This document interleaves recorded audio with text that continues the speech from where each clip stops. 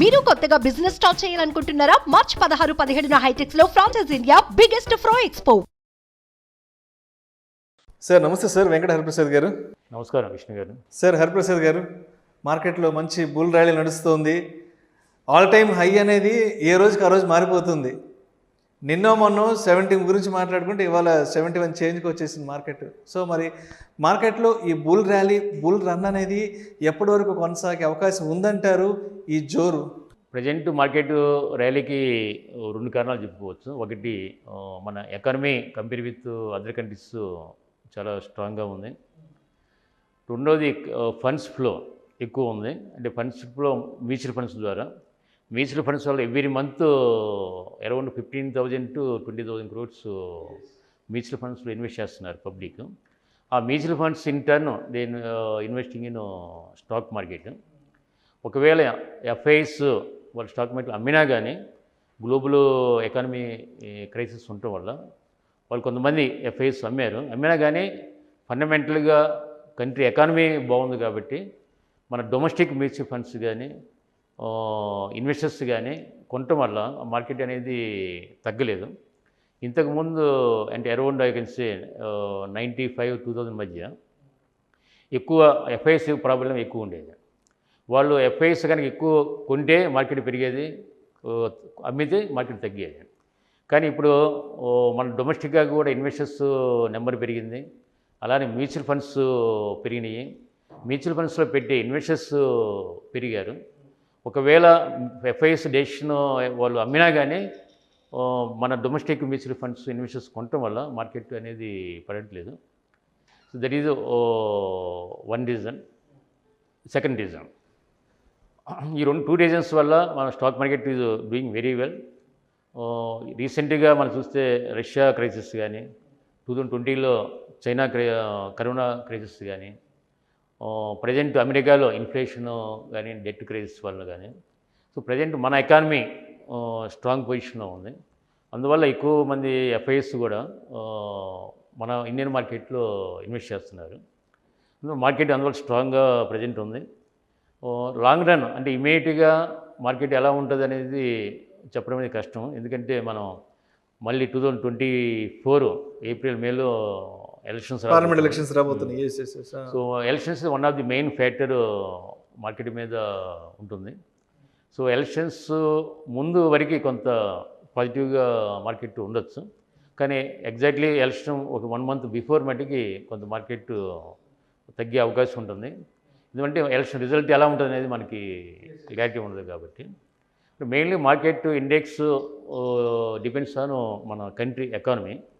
So economy బాగున్నంతకాలం, ఎక్కువ sectors బాగున్నంతకాలం, funds flow బాగున్నంతకాలం ఎక్కువ మార్కెట్లోకి ఇండెక్స్ ముందుకెళ్ళే అవకాశం ఉంది.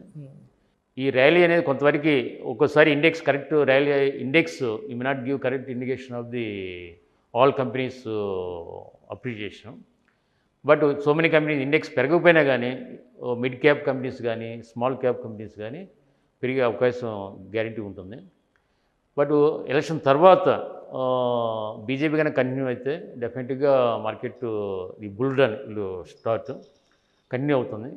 కాంగ్రెస్ కానీ గవర్నమెంట్కి వస్తే మటుకు డెఫినెట్ కొంతవరకు మార్కెట్ కరెక్షన్ అయ్యి డల్ అయ్యి మార్కెట్ నెగిటివ్ ట్రెండ్ ఒక ఫ్యూ మంత్స్ కంటిన్యూ అవ్వచ్చు. బట్ లేటరు కంట్రీ ఎకానమీని బట్టి, కంట్రీ ఎకానమీ బాగుంటే డెఫినెట్గా ఇండెక్స్ పెరిగే అవకాశం ఉంటుంది. ఓవరాల్గా మన ఇండియన్ ఎకానమీ స్ట్రాంగ్గా ప్రజెంట్ ఉంది. బీజేపీ గవర్నమెంట్ కనుక కంటిన్యూ అయితే బీజేపీ గవర్నమెంట్కి ఉన్న విజన్ వల్ల ఎకానమీ ఇంకా ఫర్దర్గా బాగుంటుందని, ఎకానమీ బాగున్నంతకాలం మార్కెట్ ఇండెక్స్ పాజిటివ్గానే పెరిగే అవకాశం ఉంటుంది. అంటే నిన్న కూడా సూరత్లో జరిగిన ఒక ఈవెంట్లో ప్రధాని నరేంద్ర మోడీ గారు చెప్పారు, 3వసారి మేమే అధికార పగ్గాలు చేపట్టబోతున్నాం అండ్ ఇండియా కూడా 3rd లార్జెస్ట్ ఎకానమీ కాబోతున్నట్టు కూడా వారు కొన్ని కీలక వ్యాఖ్యలు చేశారు మన ఆర్థిక వ్యవస్థకు సంబంధించి. సో మరి వారు చేసిన వ్యాఖ్యలను దృష్టిలో పెట్టుకొని అండ్ మార్కెట్స్ ఇంకా ఎంత అగ్రెసివ్గా వెళ్తాయి అండ్ ఈ ఆపర్చునిటీ నుంచి మనం ఎటువంటి అవకాశాలని మార్కెట్ నుంచి తీసుకోవచ్చు అంటారు?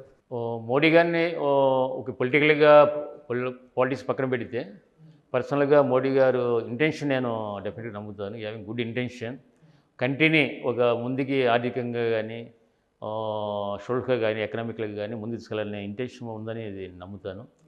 2014 నుంచి కూడా మనం చూస్తే మోడీ గారు అనేక దేశాలకి విజిట్ చేసి మన ఇండియన్ వాళ్ళ సత్సంబంధాలు పెంపొందించి economic growth point of view బాగా కృషి చేశారు. సో మోడీ గారు థర్డ్ టైం కనుక రావడానికి కూడా ఎక్కువ అవకాశాలు ఉండొచ్చు. వచ్చే డెఫినెట్గా మనం అతను విజన్తో ఇప్పుడు 10 years చేసిన డెవలప్మెంట్ ఈ 10 yearsలో create one foundation in India infrastructure. ఇది ఫర్దర్గా నెక్స్ట్ 5 years కనుక మోడీ గవర్నమెంట్ వస్తే డెఫినెట్గా ఫౌండేషన్ అనేది టైం ఎక్కువ తీసుకుంటుంది. దాని మీద ఫర్దర్గా గ్రోత్ అనేది ఈజీగా ఉంటుంది. Economy another 5 years Modi government ఉంటే గ్యారంటీగా బాగుంటుంది అనే నమ్మకం. ఎకానమీ కనుక బాగుంటే అన్ని కంట్రీస్ కూడా ఇండియాకి వస్తాయి. ఆల్ కంట్రీస్ ఎఫ్ఐఎస్ కానీ అదర్ ఫండ్స్ కానీ మన ఇండియన్ మార్కెట్లో ఇన్వెస్ట్ చేసే అవకాశం ఉంటుంది. ఎప్పుడైతే అదర్ కంట్రీస్ ఫండ్స్ కనుక ఇన్వెస్ట్ చేస్తే స్టాక్ మార్కెట్లో న్యాచురల్గా మార్కెట్ ముందుకు వెళ్ళే అవకాశం ఉంటుంది. సో అయితే ప్రస్తుతానికి మార్కెట్స్ అంతా ఆల్ టైమ్ హైలో ఉన్నాయి కాబట్టి మరి రిటైల్ ఇన్వెస్టర్స్ అనేవాళ్ళు మార్కెట్ ఆల్ టైమ్ హైలో ఉన్నప్పుడు ఎటువంటి డెసిషన్ మేకింగ్ తీసుకోవాలి అంటే డూస్ అండ్ డూ నాట్స్ ఏముంటాయి ఈ టైంలో? ఎక్కువ మార్కెట్ హై ఉన్నప్పుడు ఎక్కువ మంది ఇన్వెస్టర్స్ వస్తారు. మార్కెట్ హైగా ఉన్నప్పుడే ఇండెక్స్ ఎక్కువగా ఉన్నప్పుడే రిటైల్ ఇన్వెస్టర్స్ చాలా జాగ్రత్తగా ఉండాలి. సో నా 37 years అనుభవం ఏంటంటే ఎవరు కూడా బేసిక్గా స్పెక్యులేషను లేకపోతే డే ట్రేడింగ్ అనేది చేయొద్దని చెబుతాను. నాకు తెలిసినంతవరకు ఎవరు కూడా డే ట్రేడింగ్లో కానీ స్పెక్యులేషన్ కానీ ఎవరు ఇంతవరకు సంపాదించలేదు.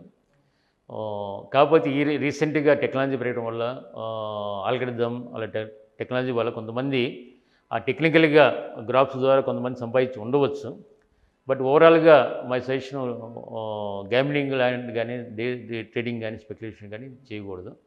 ఎప్పుడైతే మార్కెట్ బాగా పెరిగిందో ఇండెక్స్ కొన్ని సెలెక్టివ్గా మనం కన్జర్వేటివ్గా అప్రోచ్ ఉండాలి.